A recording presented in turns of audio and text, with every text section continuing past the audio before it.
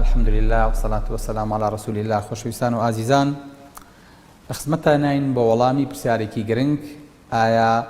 ڕۆژوو بەرگری لاشە بەهێزەکە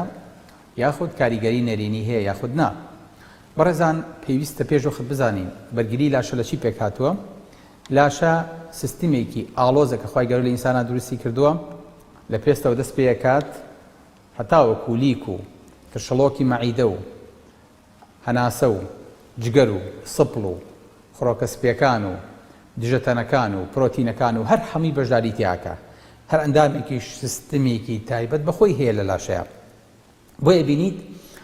ئەم سیستمە هەروە بە ئاسانی هەرز نایەنێ وە کاریگەری نەرێنی بۆ دروست نابێ لەخۆوە. لە کاتێکا ئینسان بە ڕۆژووە بێ چی ڕۆدا؟ بەڕێزەکەم، لەو کاتێک کە تۆ پارشێوەکەیت وەردەست لە خواردن هەڵەگری، ئالەو کاتەیە تۆ خواردنێکی تەواو و وزەیەکی تەواوت بەخشیوە بە خۆت و خواردوتە. وەکو مۆبایلێک تازە لە شەحن بیکەیتەوە، شەحنەکەی لە 100% بێ، 5 دانە سەعاتێ مەعیدە تاڕی خۆڵە ئەم خواردنە حەزمەکات و ئەی مژەیە چێتە ناو خوێنەوە. 5 دانە سەعاتی تری شێوێ هەتا وەکو ئیستیفادە لەم تاقە و لەم خۆراک و لەم وزەیە ئەکات و بەکارێهێنێ. واتە تۆ 10 دانە سەعاتت هەیە لە ناو لاشەتا، پێویستە بە هیچی تر نییە، برسی نابی، لاشت برسی نابێ. دوای ئەم 10 سەعاتە وردە وردە لاشە دەسەکا بە برسێتی کە ئەویش تقریبەن دوای عەسرەکە. بەڵام ئەوی کە لێرانە یاڕوەدا زۆر سوود بەخشە بۆ ئینسان، بەوەی کە هەرچی خڕۆکەی مردووە، هەرچی خانەی خەوتووە، هەرچی شتێک ئێوە لە لاشەیە ئەکسپایر بێ، کۆن بێ، بێهێز بێ، بگۆڕێ بە خانی سەرەتانی، بێ بە مۆڵکەیەک بۆ ڤایرۆس و بە بەکتریا، ئەمانە لاشە ئەیتوێنێتەوە، چونکە بەرگەی برسێتی ناگرێ کە لە سەخاوەکی لێ وەرەگرێتەوە، جارێکی تر تازەیە کاتەوە. بە یەکەم دەن خورماکەی خۆی خڕۆکە سپیەکانە تازە ئەبنەوە کە لە کاتی ڕۆژوە ڕێژەیان دابەزێ. بەڵام قووەت و مەناعی ئینسان زیاد دەکا. لە ساعت چلی مەناعی ئینسان بە ڕۆژوو زیاد دەکا. گرۆت هۆرمۆنی ئینسان کە هۆرمۆنی گەشەی پێڵێن لە کاتی ڕۆژوە زیاد دەکا. کەفاءە و تاقەی دژەتەنەکان بۆ ناسینەوەی بەکتریا و ڤایرۆسەکان لە کاتی ڕۆژوە زیاد دەکا. بۆ ئێوە حاڵی نەبین لە کاتێکا ئینسان بە ڕۆژووە بێ لاشەی بێهێزە بێ، مەناعەشی لەگەڵ یا بێهێزە بێ. شتی وامان نییە، ئەمە قسەی دکتۆر و قسەی عیلم نییە. بەڕێزەکانم، ئەوەی کە ئێمە ئیزانی لەباری نەخۆشیەوە، ئەوەیە کە ئینسان تووشی نەخۆشیەکە بێ، تووشی حاڵەتێکی تاو سکشون و ڕشانەوە بێتاقەتیە بێ، هەر بۆ خۆی حەزی لە خواردن نامێنێ. تووشی بێتاقەتیەک و ئەنۆرەکسیایەکە بێ، خواردنیش بە زۆرەکی بەدەمیەوە بەدەمی تاڵە، بۆ حەزی لێ نییە. چونکە لاشە ئێوە هیچ نەخوا، ئێوە تەفەڕۆکا بۆ ئەو دژمنەی کە ئێستاکەنە هێرشی بۆ هێناوە پێشەوەی هەرس بێنێ. لەم کاتەیە پێویستی بە خواردن نییە، چونکە لاشە ئەو نەخەزی خواردنی هەیە کە لەم کاتەیە بتوانێت بەکاری بێنێ. 3 ڕۆژ ئینسان لە خستەخانە ئەکەوێ، عەمەلیاتی بۆ کراوە، خێری مغەزییەکی تری نادرێت، یەکەم پێکاتی ئاوە، هیچی تر نییە. بۆ خواردنی نادرێتێ کە بریکە پێویستی پێی نییە. تا 3 ڕۆژیش تا هەفتەیەکیشیش نەخوا، هیچ لا واقعکە ناگۆڕێ بە شەتێک پێش وەخت مەناعە و خواردن و تەغذیەی باش بوو بێ. لەمە حاڵی بووین، بەڵێ کەواتە ڕۆژوو بە مەسابەی ئەو چەقۆی جەڕاحەیە کە خانە پیسەکان، تشۆ پیسەکان لە لاشە پاکاتەوە و خاوێنێکیانەکاتەوە بۆ ئەوەی کە پێستێکی تازە، خانەیەکی تازە، شتێکی تازە بچێتە شوێنی شتە کۆمبووەکان. ئەوەیە کە ئەچیتە ناو مارکێتێکەوە، لیژنەیەک شتە کۆنەکانە باتە دەرەوە، جردی ساڵاناکە بۆ ئەوەی کە لەم و دوادایانێ تازەتر بێ، بەرگەی ساڵ و 2 ساڵ بگرێ، ئەکسپایرێکی دوورتری هەبێ. بۆیە بینی بەڕێزەکانم، لاشە لە کاتی نەخۆشیەکانە متە بێ، سستە بێ، هیچ ناخوا، بۆ چونکە سێلف هیلین پاوەری هەیە، یعنی توانای خۆچاکردنەوەی هەیە. بۆی ئینسانە بینی لە کاتی نەخۆشیەکانە حەزی لە خواردن نییە. ئەو کاتی ئینسان زۆر پێویستی بە مەناعەیە لە کاتێکە عیلاجی کیمیایی وەرەگرێ. ئێزاکە نازان ئەمریکان سۆسایەتی ئۆف دە ئەدڤانسمنتس ئۆف ساینس لە بەحسەکەی ئاڵە چی؟ ئەڵێگە ئینسان عیلاجی کیمیایی وەرگرێ پێویستی بە چییە؟ پێویستی بەوەیە کە بە ڕۆژوو بێ 2 ڕۆژ تا 4 ڕۆژ بۆ ئەوەی کە مەناعی لەشی بەقووەت بێ، ئەنجا عیلاجە کیمیاییەکە وەرگرێ. واتە مەعیدەی ئەوە پڕ نەکات کە تووشی مزاعەفات و تووشی کێشەکانی دەرمانە کیمیاویەکەی کە، یعنی بە ڕۆژوو بێ، ڕۆژی کورتخایەن بۆ ئەوەی کە مەناعی لەشی بەقووەت بێ و ئامادە بێ بۆ وەرگرتنی کیمیایەکە وەزاڵبوون بەسەر سەرەتانەکەیە کە ئەمە ئیشی مەناعەی لەشە بە تەنیا کیمیایەکە سەرکوتێکە بەڵام ئەوی بنە بڕێکە مەناعەی لەشە بۆیە بەڕێزەکانم ئەبینین مەناعەی لەش خوای گەورە بەو شێوەیە دروستی کردووە کە ئێمە لێ حاڵی نابین ڕۆژوش جونەیە وەکو پێغەمبەری خوا صلی الله علیه و سلم فەرمێ الصوم جنة واتە ڕۆژوو قەڵغانە لە چی؟ بەڵێ قەڵغانە لە تاوان لە درۆ نەکردن لە خراپە لە زمان پەلبوون بەڵام قەڵغانیشە لە نەخۆشی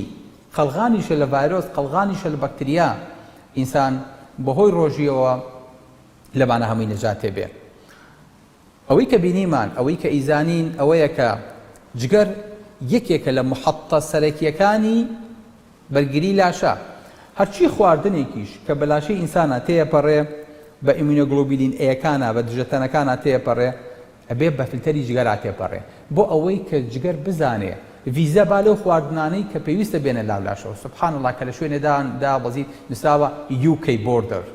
لە بەریتانیا کە دابەزی نووسراوە سنووری بەریتانیا ئەتەوێت داخڵ بیت ڤیزە بۆ لێن ناتوانیت و مەجالت نییە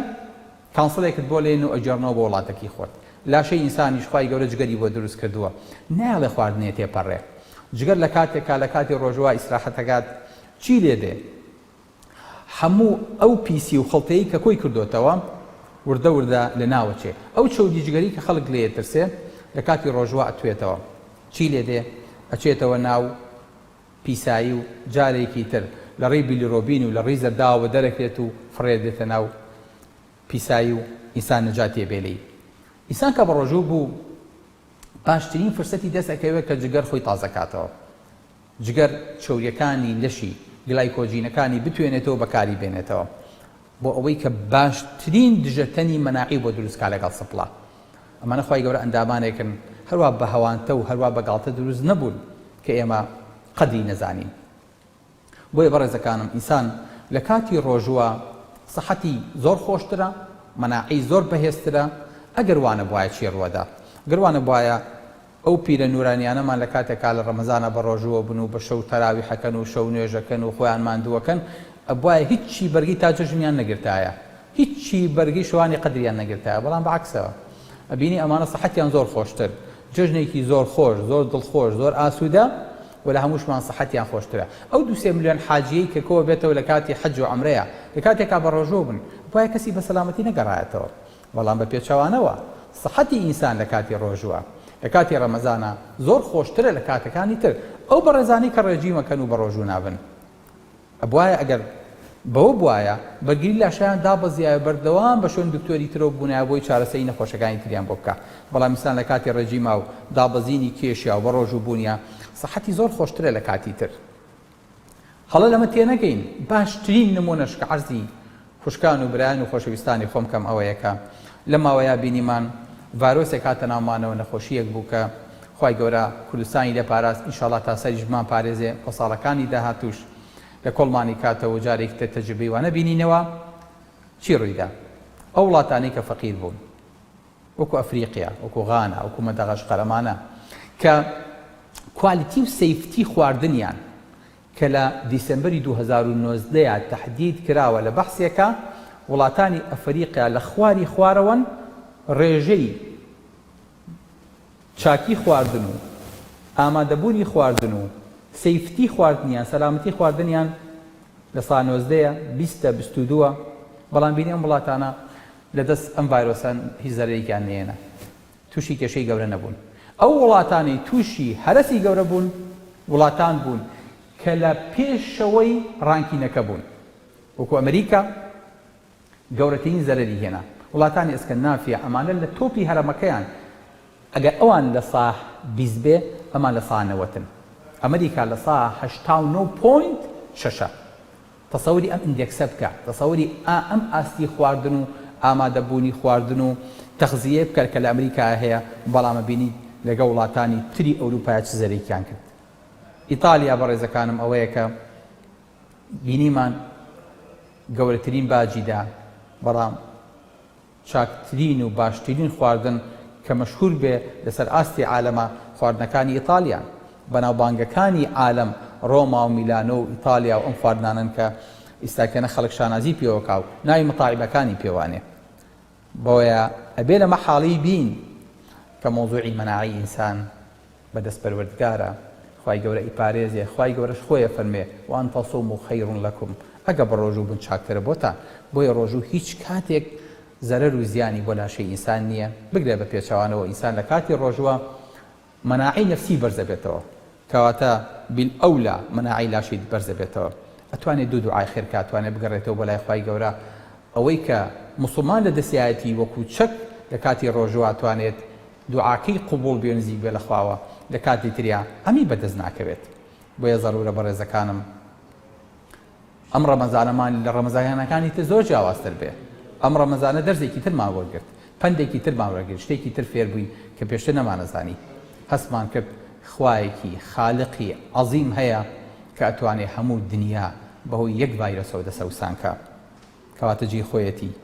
ڕەمەزانەکانمان ڕۆژوەکانمان تەراویحەکانمان شەونێژەکانمان ئیعتیکافەکانمان زیکرەکانمان جیاواز بێ لە ساڵەکانی پێشوو هیوادارم ئینشاءڵڵا ڕۆژوویەکی خۆش سەلامەت نەجات بوون و سەهل بوونی هەموو کێشەکانی کۆن بێ و جژنەکەمان لەمە دووە دوو جژن بێ دڵمان پێی خۆش بێ چکە خوای گەورە فەرمێ ئینە مع العسر یوسرا دوای هەموو قورسیەک دوو سووکی دێ ئێمە چاوەڕێی سووکەکانی کە خوای گەورە بۆمان بنێرێ و دڵمان خۆشکە کوردەواریش ڕەحمەتیان لێ بێ کە فەرمیانە ئەوەی زۆر بخوا زۆر ناشی. السلام عليكم ورحمة الله وبركاته.